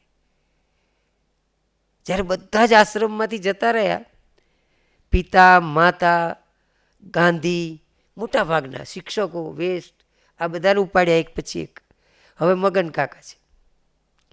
એ વખતે પેલા બહાર ઝૂંપડામાં દૂર રહેતા ઝૂલું માણસો આવે છે છોકરાઓને જોવા. એક અમે એમની ભાષા ના જાણીએ, અમારી ના જાણે, આંખોથી બસ એટલું કહેતા હતા તમારા મા બાપ જતા રહ્યા ને અમને ખબર છે, પણ અમે તમારી જોડે છીએ, હો, ગભરાતા નહીં. તમે જુઓ કે આ એક કમ્યુનિકેશન લેંગ્વેજ વગર. અને એ પોતે પણ એ ઝૂંપડામાં જાય છે 1-2 વાર. તો આ ઝૂલું લોકો સાથેનો એક નાનકડો પ્રસંગ પણ કેટલો મહત્વનો છે. એ જ્યારે માનો કે આ રીતે આખું જે આંદોલન ફિનિક્સનું શરૂ થાય, આપણે જાણીએ છીએ કે જે ટેક્સ નવો નાખી રહ્યા હતા, જે લગ્ન થયેલા કપલે પુનર્લગ્ન કરવા ત્યાંની માન્યતા મુજબ, એ પ્રકારના એક હીણપત ભર્યા, સ્વમાનને ઠેસ પહોંચાડનારા, આર્થિક રીતે લગભગ કંગાળ કરી દે એટલો મોટો કર હતો આ. અને એટલા માટે લડવું પડે એવું હતું. અને એ લડાઈ એમણે બરાબર જેને કહેવાય કે અંગ્રેજોને એની પ્રતીતિ કરાવી કે અહીંયા આવીને પણ એ બધાને મળીને જાય છે ગાંધી. તો એ પણ એ કે જ્યારે ગોખલેજી આવ્યા તો ગોખલે અને ગાંધી શું વાત કરતા હતા એમને ખબર નથી, પણ અમને એટલી ખબર છે કે ગોખલેજી આવી ગયા, હવે આપણું આંદોલન ચાલશે. તો જે રીતે એને બળ મળે છે કે આજે ગોખલે આવ્યા છે, ગોખલેજી ત્યાં જઈને કરવાના છે, હવે સ્મશનું કંઈ ચાલશે નહીં. કારણ કે ત્યાં તો શું હતું કે આ બધા શાસકો છે, એ તો તમારી લડત જુએ છે અને પછી 2 ટુકડા નાખી દેશે વચનના, અને પછી નહીં પાડવાના. ન પાડે તો ફરી લડત શરૂ થાય, કોઈ પણ પ્રકારના પૂર્વગ્રહ વગર. અને તોય પેલો અંગ્રેજ એવું કે ગાંધી તમે જૂતા બહુ સીવો છો, એક જોડી મોકલજો, તો મોકલવાના. આમ જ છે કે એક દિવસ આવું. અને જુઓ તમને અહીંયા જેન્ડર ગેજ પણ છે. છગનલાલ પ્રભુદાસ કહે છે કે હું હોઉં તો આ જૂતા ના બનાવું. ગાંધીજીએ શું કામ એમના જૂતા સાલો જૂઠો ફરી જાય છે વચન આપીને? જુઓ, એક બાળક છે ને, એટલે વારંવાર એમને ગાંધીની એક વ્યાપકતાની ખબર નથી ને. ગાંધીજીએ એમણે કહ્યું કે આ બધું તમને મળી જશે, તમે અત્યારે બધાને શાંત થવાનું કહી દો. ગાંધીજીએ કહ્યું, કેટલા માણસોને ખોટું લાગે છે કે ના હવે આ થોડા દિવસ પછી કહે છે પણ નથી કરવાનું. ગાંધી કહે કે નહીં, આપણે વિશ્વાસ જ રાખવાનો. એ વિશ્વાસ ભંગ કરશે તો આપણે ફરી લડીશું. અને એ ફરી લડવાનું તો આ લોકોને તેમ થાય કે ના આનો તો વિશ્વાસ થાય જ નહીં. એટલે જે જનરેશનને જે થતું હોય, આજે એમને સમજાય છે કે ગાંધી શું કરી રહ્યા હતા. એક સ્પેસ આપે છે. અને તમે જુઓ કે એમાંથી જે ઊભું એ થયું કે એ અંગ્રેજ માણસ, એ જનરલ ને એમણે અંગ્રેજો વચ્ચે જ અપ્રિય બનાવી દીધો પોતાની લડતથી. ગાંધીએ એ પ્રભુદાસ જોઈ શક્યા કે હવે એમની સાથે કોઈ નથી ઊભું. ઇવન ઇંગ્લેન્ડથી વિરોધ થઈ રહ્યો છે કે આ ભારતીયોને એમના હક્કો આપો. તો એક સ્ટ્રેટેજી ગાંધીની હું એમ કહું છું. એ આ છોકરો જોઈ રહ્યો છે કે એ વખતે અમને નહોતું ગમતું, પણ હવે અમે જોઈએ છીએ કે ભાઈ આ રીતે કામ થાય, કારણ કે આ નવા પ્રકારની લડત હતી. તો એ રીતે આ પ્રકરણોમાંથી પસાર થતાં થતાં ફિનિક્સની જે ઘટનાઓની, અને ખાસ કરીને કસોટીનો સમય આખો, અને મૂળ તો બધા, મેં તમને કહું કે બધાને અનુકૂળ ના આવે ને આટલું બધું હાર્ડ લાઈફ. એટલે કેટલા બધા માણસો બીમાર પડ્યા છે. કસ્તુરબા તો લગભગ મરણતોલ બીમાર પડ્યા છે. સદભાગ્ય ખાસું જીવ્યા, પણ લગભગ જેને કહી શકાય. એ કહે કે મેં આ દ્રશ્યો ગાંધી ક્યાં લખવાના છે? ગાંધી ત્યાં છે અને આવીને જુએ છે દુબળા પાતળા પિતાજીને, દેવદાસ. તો કહે છે કે મેં ખૂણામાં દેવદાસને રોતા જોયા. તમે જુઓ કે મેં ખૂણામાં દેવદાસને રોતા જોયા. બહુ ઓછી વાર રોતા જોયા છે, પણ રોતા જોયા છે. તો પિતાની ચિંતા જે પિતાની સામે એ વ્યક્ત નથી કરી શકતા. મા બીમાર છે, એમની સેવાય ચાલી રહી છે ત્યાં, પણ દેવદાસ ઉપર પત્ર આવે ત્યારે દેવદાસ ફફડી જાય છે કે મારી મા મરી જશે તો. પ્રભુદાસને કહે છે, અને ગાંધી લખે પણ એવું છે કે શક્ય છે કે મરી પણ જાય મા, અને બધાએ મરવાનું છે. ઇવન જ્યારે એમના સગા ભાઈ મરી ગયા ગાંધીના, ત્યારે બિલકુલ એ જેલમાં હતા. એમને હતું થોડોક સમય મળ્યો તો મારે એમની સાથે મળવા જવું હતું, પણ નથી જવાયું. કેટલા બધા માણસો, ઘણા લોકો તો એમને કેટલાય સગાને જોયા પહેલાં તો ગુજરી જાય છે. એના આમાં વાત છે કે અમે જ્યારે પહોંચ્યા ફરી લડાઈ પૂરી કરીને ત્યાં ગયા, ત્યારે મારા આ બાળકે તો એમને જોયા જ નહીં. પ્રભુદાસના ભાંડરડાઓ જે ત્યાં નાના હતા, એ જ્યારે આવ્યા, 12 વર્ષના થયા જ્યારે પ્રભુદાસ, ત્યાં સુધીની આ કથા છે. તો એ તો મોટા છે, પણ કૃષ્ણદાસ નાના છે, બહેનો છે.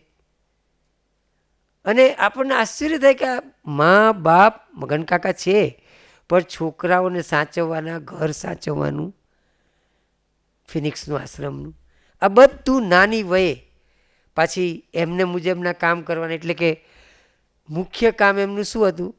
તો સ્ટેશન સુધી જે ટપાલોનો કોથળો છે એ લઈને જવાનું અને લાવવાનું.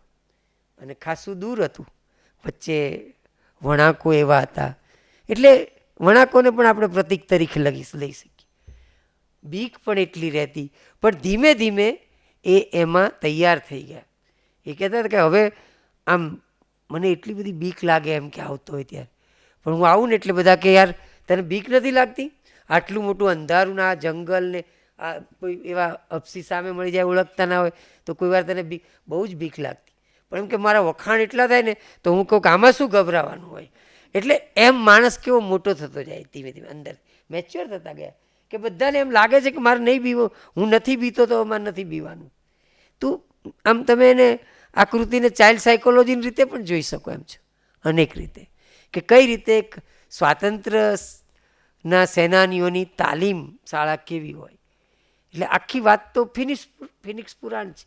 એમણે શબ્દ વાપર્યો છે કે ફિનિક્સ પુરાણ છે, પણ ફિનિક્સ પુરાણ એના પૂરી માત્રામાં પ્રગટે છે. અને મેં કહ્યું એમ બાળકની દ્રષ્ટિથી, એટલે અંગ્રેજો જીલાયા છે, અંગ્રેજોની ભારતીય પ્રીતિ જીલાઈ છે, અને સુપર તુલનાઓ છે.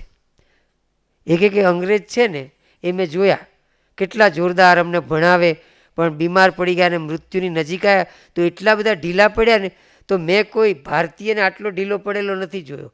ભલે અમે અભાવો વચ્ચે જીવીએ છીએ, તો આપણે અંદરથી મજબૂત છીએ હો, મને એવું લાગ્યું. આ બધી નાની નાની નોંધો એટલી સરસ છે કે આપણને આશ્ચર્ય થાય કે આ છોકરો શું જોઈ રહ્યો છે.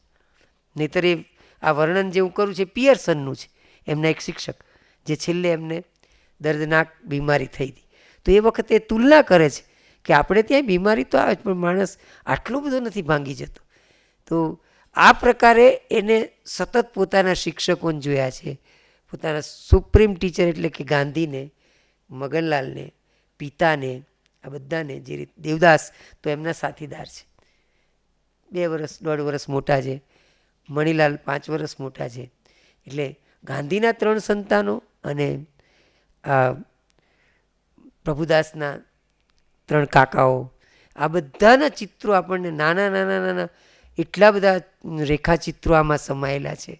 અને એ રીતે આખી કથા મારી દૃષ્ટિએ જેને કહેવાય કે મુમેન્ટની કથા તો છે જ, પૂરેપૂરી છે, પણ એ બાઉન્ડ્રીને, ઇતિહાસની બાઉન્ડ્રીને ઠેકીને સાહિત્ય, એટલે એમણે કહ્યું ને કે કાકા સાહેબે પ્રસ્તાવનામાં કે આમાં સાહિત્ય રસ છે, આમાં પ્રયોગ રસ છે.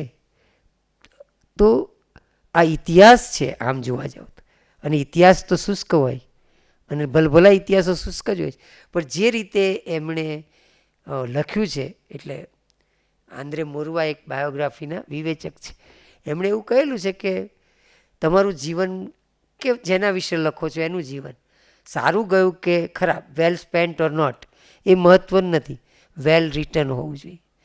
તો વેલ રિટન છે આ બુક, કે જેમાં તમને ઇતિહાસ એની રોચકતા સાથે આવે છે. અને એક મેં તમને કહ્યું એમ કે એનો ગેજ પેલા ચાઇલ્ડનો છે, અને ચાઇલ્ડ ગેજમાંથી આપણે આખી મુમેન્ટ્સને જોઈએ છીએ. એક જે મહાત્મા ભારત આવવાના છે ને ભારતની આઝાદી માટે લડવાના છે, એ કેવી રીતે તૈયાર થયા, માત્ર થયા નહીં, કેવી રીતે સૌને તૈયાર કર્યા. કારણ કે પેલી એ જ્યારે જેલમાંથી છૂટ્યા ને ત્યારે બગી લઈ આવેલા કે તમે કસ્તુરબા બગીમાં બેસો, આપણે વરઘોડો કાઢવાનો છે. ગાંધીએ કહ્યું કે મારો વરઘોડો ના હોય, બધાનો જ હોય ને, એટલે બધાની સાથે નીચે જઈએ. જુઓ, આ ગાંધીએ એક જગ્યાએ ધ્યાન રાખ્યું છે, મારો શેનો વરઘોડો, જે ફટાકડા ફૂટવા માંડતા હોય છે ને સેજ, હા એવું નથી કશું. તો ગાંધીની એક શાર્પનેસ છે કે હું નહીં, આપણે લડીએ છીએ, આ હું કરતો જ નથી, આપણે સૌ કરીએ છીએ. અને એ ભાવના એમણે પેદા કરી, એટલે મેં તમને કહ્યું એમ કે અનેક જગ્યાએ આપણે કુંભ કરી શકીએ એવી રીતે અમૃત છંટાયું છે આ કૃતિમાં પણ. અહીંયા હું અટકું છું.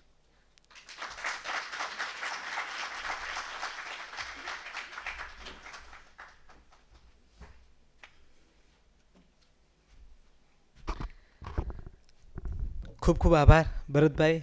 અમે બધા દક્ષિણ આફ્રિકાના એ જંગલોમાં ફિનિક્સ આશ્રમમાં જઈ આવ્યા કે જાણે અમે પણ પ્રભુદાસભાઈની સાથે એ ગાંધીને નિહાળી રહ્યા હતા, જેણે સત્યાગ્રહની એક જુદી વાત રોપી અને એના ફળ આજે અમે વિવિધ રીતે ખાઈ રહ્યા છીએ. આ પુસ્તકમાં મેં કહ્યું એમ કે મારું અત્યંત પ્રિય પુસ્તક છે. જે વર્ણનો અમને કર્યા છે પ્રભુદાસભાઈએ કે તરતું નગર, તરતું મહાનગર કેવું હોઈ શકે, એક શિપને, એક જહાજને બાળક કેવી રીતે જોઈ શકે, અને એ પછી બાળક બેસી તો ગયું છે, પણ જ્યારે એને રસ પડે છે આગળ વધતા કરતાં શિપ જે પાછળ દરિયો છોડીને જાય છે એમાં એને બહુ રસ પડે છે. એને એવું લાગે છે કે દરિયો કેવી રીતે ચીરાઈ રહ્યો છે કાપડની જેમ. અને રાતના તારાઓને પ્રભુદાસભાઈ જે રીતે જુએ છે, ફૂલોને જોઈ રહ્યા છે, અને ખાસ તો આ મકાનો. કારણ કે અત્યારે હું જ્યારે જંગલ બોલું છું, જંગલમાં મકાનો બનાવવાની વાત હું સાંભળું છું, ત્યારે મને ટેકનોલોજી સીધી દેખાય છે, પણ એ લાકડાના જાડા થડ ઉપર. તો પહેલાં પ્રશ્ન મને થયેલો કે નીચે જમીન ઉપર કેમ ઘર નહીં બનાવ્યા. પછી પ્રભુદાસભાઈ જ્યારે જાત જાતના સાપોની વાત કરે છે, એ વીછની વાતો કરે છે, ત્યારે સમજાય છે કેમ એને ગેપ રાખ્યો હતો. પછી એને વાત કરી છે કે પવન પસાર થવો જોઈએ, અને આ તો જંગલી પવન એવો કે તાવ આવે ને માણસ મૃત્યુ પામે. એ પવન નીચેથી મકાનોમાંથી પસાર થાય, એ મકાન કેવી રીતે બન્યા હતા. અહીંયા અમારે જૂનું મશીન છે, પ્રિન્ટિંગનું, એ મશીનને ગાંધીજીએ ચલાવ્યું છે. 1920માં કોમ્રેડ નામનું મેગેઝિન દિલ્હીમાં બંધ થયું હતું અને કોમ્રેડના તંત્રી મૌલાના મહંમદ અલીએ ગાંધીજીને આ મશીન ભેટમાં આપેલું. એની પહેલાં ગાંધીજી એક નાનકડું મશીન, એ પણ અહીંયા અમારે ત્યારે એનપીએફમાં મશીન મૂક્યું છે, A4 સાઇઝનું એક પેપર નીકળે એવા મશીનમાં ગાંધીજીએ નવજીવનની શરૂઆત કરી હતી.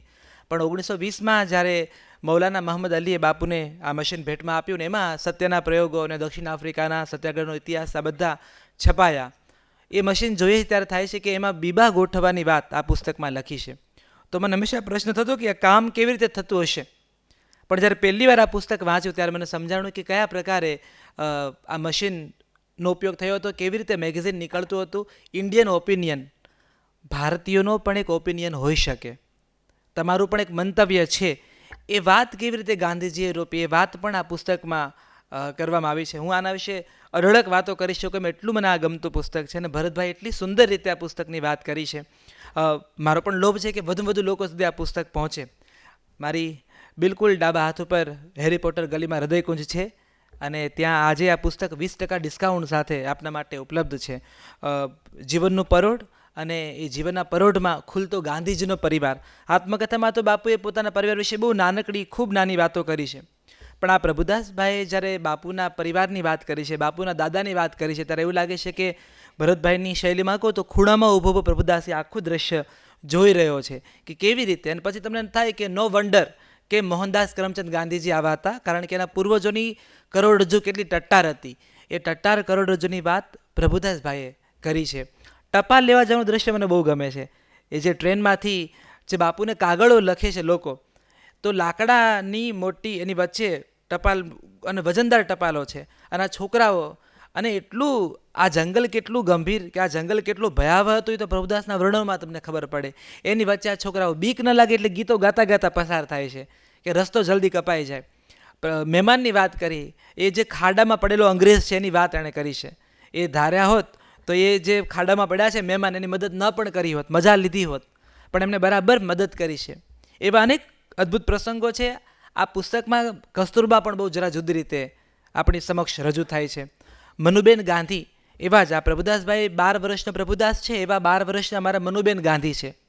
એ મનુબેનની આંખે પણ, એટલે એક મને તમે વક્તવ્ય આપી રહ્યા હતા ને ત્યારે એવું થયું હતું કે એક આ અભ્યાસનો વિષય છે કે 12 વર્ષના મનુબેન ને 12 વર્ષના પ્રભુદાસ, આ બાળકે જોયેલા ગાંધીજીને કસ્તુરબા એક જરા જુદો રસપ્રદ વિષય છે કે મોટેરાઓની આંખમાં તો હોય ગાંધી, પણ બાળકો એમને કેવી રીતે જોઈ રહ્યા છે. મનુબેનની આખી ડાયરી જ્યારે વાંચીએ, અને મને એક એવું પણ છે કે ભરતભાઈ આ એવા કંઈ છોકરા ભણેલા નહોતા, સાહિત્યના એવા કોઈ વિદ્યાર્થી નહોતા, પણ એમનું જે ગદ્ય છે અને મનુબેનનું પણ જે ગદ્ય છે, એક વાત એ છે કે મનુબેનના ગદ્યમાં ગાંધીજી પ્રત્યેનો અલગ અહોભાવ છે.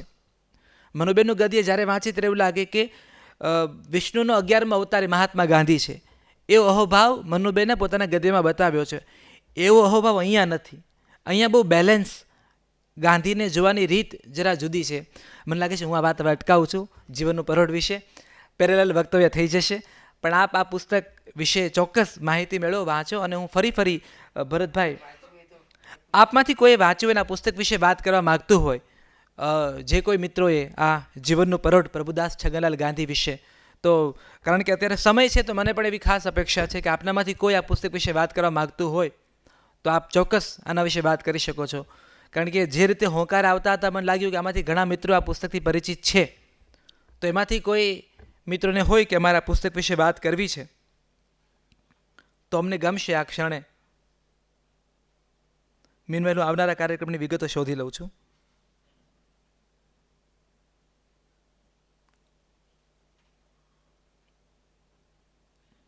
નથી કોઈને વાત કરવાની એવું માની લઉં છું.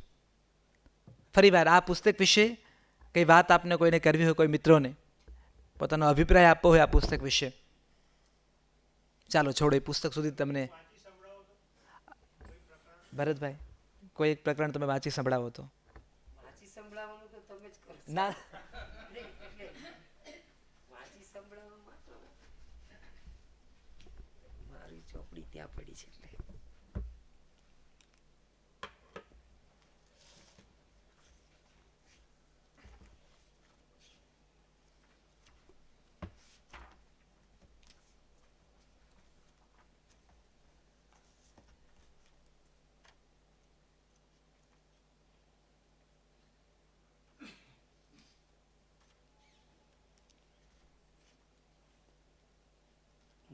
ચોપડી ત્યાં પડી છે ગાડીમાં, કંઈ વાંધો નથી. ના હા, એટલે એમાં યાદ આવી જતું. પણ જે મેં વાત નથી કરીને એ મારે વાંચવું હતું, પણ આ કોરી કટ ચોપડી છે અને મારી ચોપડીમાં મેં બધી નોંધો. વાદળોને જે રીતે એમણે જોયા છે ને, એક છોકરો વાદળો બદલતા આકાર, એટલે આમ તો એ કાકા સાહેબના વિદ્યાર્થી છે ત્યારે આપણને ખબર પડે કે જે રીતે એમણે બધા વાદળો, જેમ કે ફૂલો, એટલા બધા ફૂલો થાય છે. એટલે થોડાક આપણે અત્યારે હવે પાછા આંદોલનમાંથી બહાર નીકળીને પ્રકૃતિમાં જો આવીએ ને તો એક પોર્શન નાનકડો આમ રહી ગયો ચર્ચાનો. તો એટલા બધા ફૂલો થાય કે જેના નામ સુદ્ધા એમને આવડે નહીં, અને પછી એમ કે ફૂલ તોડવાનું મન ના થાય ઘાસના ને એવા. એટલે એમ થાય કે હું આમ શરીર લંબાવી દઉં અને સૂંઘી લઉં, તોડવાનું નહીં. તમે જુઓ કે આ બાળક જે રીતે ફૂલને જુએ છે, વાદળોને જે રીતે જુએ છે, અને એમણે કહ્યું એમ દરિયાને જે રીતે જુએ છે. દાખલા તરીકે એક મોટી હોડી છે, એમાંથી નાની હોડીમાં આવવાનું થાય તો એની નાની બહેન, કારણ કે પેલી ઘરડી છે એટલે અમુક જગ્યાએ ના જઈ શકે, ના જુવાન છે ને એટલે આ જગ્યાએ જઈ શકશે. તો આવા બધા જે રૂપકો, તો તમે કહ્યું ને એમ કે આ લોકો કંઈ જેને કોટ અનકોટ ભણેલા કહીએ એવા નથી, પણ વાત તો એ છે કે ગુજરાતી ભાષાના, ગુજરાતી ગદ્યના એક ઘડવૈયા પાસે ઘડાઈ રહ્યા હતા. જે નર્મદ કે ગાંધીએ ગુજરાતના ગદ્યને જે તેજસ્વીતા આપી છે ને, એની પાસે ઘડાઈ રહ્યા હતા, કે જ્યાં એક શબ્દ પણ વધારે ન હોઈ શકે. તો એના કારણે કદાચ એવું હોય કે સ્વામી આનંદમાં તો તળપદ વધારે આવ્યું, પણ તમે ગાંધીની નિશાળમાં છો ને, એમ કહું છું. ગાંધીની નિશાળ એક વ્યાપક અર્થમાં છે કે એમાં જે તાલીમ મળે છે ને, એમાં મારે કહેવું છે કે આંદોલન ને સ્વચ્છતા ને વૈધપણું બધું ખરું, ગદ્ય પણ ખરું. કેમ લખાય, કેમ બોલાય. તો જે રીતે આ ગદ્ય તમને જે બધાને ગમે છે એના કારણોમાં પણ, કારણ કે ઘણીવાર આપણે સાંભળ્યું છે ગાંધીએ આખા અંકો બાળી નંખાવ્યા છે જો બરાબર અભિવ્યક્તિ ન આવે તો. અને જ્યારે એક વાક્ય એમના કેટલા સચોટ હતા. તો આ રીતે એમણે એમના આત્મકથાના તમે જુઓ નાના નાના શીર્ષકો કેવા અદ્ભુત છે. તો એવા જ શીર્ષકો અહીં છે. એટલે તમારી વાત સાચી, વાંચવું જોઈએ, પણ એ મને આમ એકદમ નહીં મળે, કારણ કે મારામાં મેં બધી નોંધો કરી રાખી હતી. પણ તમારે જો વાંચવું હોય ને તો એક ચિત્રી ચડે એવો પ્રસંગ કહું અને એક સારો કહું. તો કોમેડી છે એ સરકારી મહેમાનો જે મેં કહ્યું એ, અને એક આ ચિત્રી કહું છું ત્યારે મને ખરેખર મારા ઉપર પણ શરમ આવે છે. ખરેખર છે તો પાયખાના સફાઈ. તો તમે કઈ રીતે મળ સાથે આ બધા કામ કરતા હતા, એને ઉપાડવો, એને નાખવો, એને વલોવવો, એટલે જ કહું છું ચિત્રી. અને આ બધી જ તાલીમમાંથી પસાર થવાનું, અને એમાં સૂગ ન આવવી જોઈએ ધીમે ધીમે. તો આ વસ્તુ કેવી અકલ્પ્ય કહી શકાય એમ. અને એમણે અહીં નિરાતે આખું પ્રકરણ આપેલું છે કે કેવી રીતે અમને સૂગ હતી પહેલાં, પણ અમે મગન કાકાને, અને આમાંથી ખાતર બનાવવાનું, આ બધું જ. તો આવા પ્રકરણો પણ, એટલે બે છેડાના એમ કહું છું. એક તરફ વાદળ, ફૂલો, અને બીજી બાજુ પાયખાના સફાઈ. અને જીવનના બે રૂપો છે, તમે એકને ત્યાગી નહીં શકો. તો આ રીતે અહીંયા એટલે આખું સમગ્ર જીવન છે એમ કહું છું.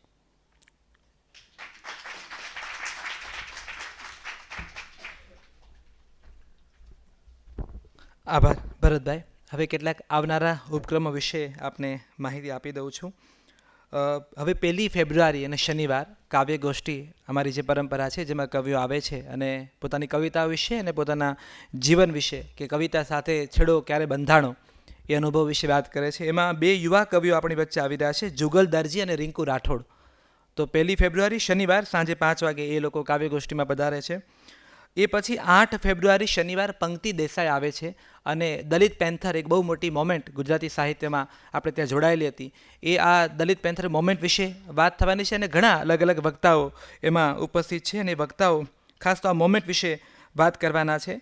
ગુજરાતી સાહિત્યમાં સમયાંતરે કેટલીક મોમેન્ટ એવી સર્જાણી હતી, અને એ મોમેન્ટ થકી સમાજ અને સાહિત્ય એકબીજાથી છેડો ફાડીને નહીં, જોડાઈને કેવી રીતે કામ કરે છે.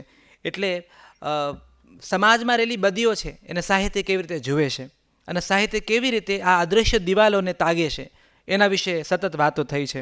એમાં આપણી વચ્ચે જેવી પવાર, વાલજીભાઈ પટેલ, રાહુલ પરમાર, મનીષી જાની, ઘનશ્યામ શાહ, પ્રકાશના શાહ અને ચંદુ મહેરિયા એ પંક્તિ દેસાઈ સાથે સંવાદ કરશે અને આપણે આ દલિત પેન્થર મોમેન્ટ વિશે વિગતે વાત કરવાના છે. 8 ફેબ્રુઆરી અને શનિવાર સાંજે 5 વાગે. એ પછી 23 ફેબ્રુઆરી ને રવિવાર સુભાષ ભટ્ટ કબીર વિશે વાત કરવા આવવાના છે. આ પૂર્વે સુભાષ ભટ્ટ આપણી સાથે હિમાલય વિશે વાત કરી ચૂક્યા છે, એમને ટાગોર વિશે વાત કરી છે અને હવે કબીર વિશે વાત કરવાના છે 23 ફેબ્રુઆરી અને રવિવાર. પછી માર્ચ મહિનામાં 1 માર્ચ અને શનિવાર ત્યારે કાવ્યગોષ્ઠી પરંપરામાં હર્ષ બ્રહ્મભટ્ટ આવી રહ્યા છે પોતાની કવિતાઓ વિશે અને કાવ્ય સર્જન પ્રક્રિયા વિશે વાત કરવા માટે. અને 23 માર્ચ રવિવારે બે યુવા ગુજરાતી સર્જકો મયુર ખાવડુ, જેને નરસિંહની ટેકરી એનો અદ્ભુત નિબંધ સંગ્રહ આપ્યો છે.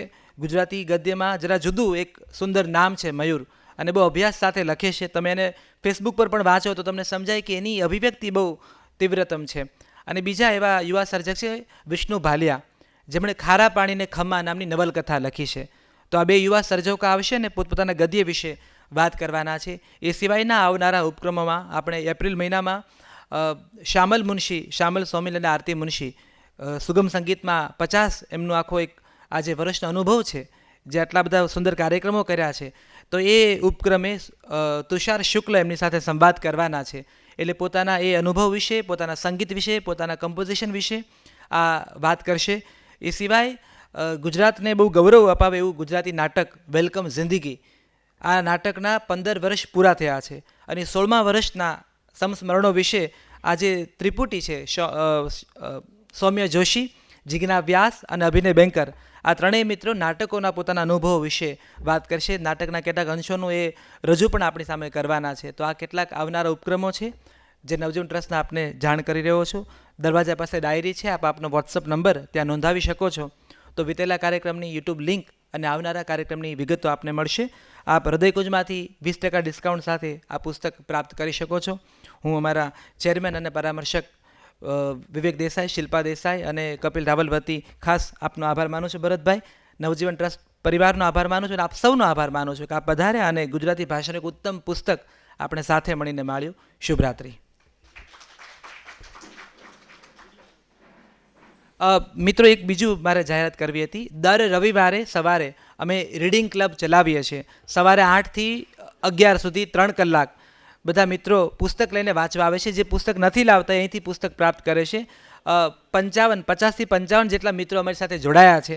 તો આપને પણ રવિવારની સવાર પુસ્તકો સાથે વિતાવી હોય તો અઠવાડિયામાં 3 કલાક પુસ્તકો માટે છોડીએ અને અહીંયા નવજીવન ટ્રસ્ટ કર્મ કાફેને બહાર બધા ભેગા થઈએ છીએ. તો આપ સૌને સાદર નિમંત્રણ પાઠવું છું નવજીવન રીડિંગ ક્લબના સદસ્ય બનવા માટે. શુભરાત્રિ.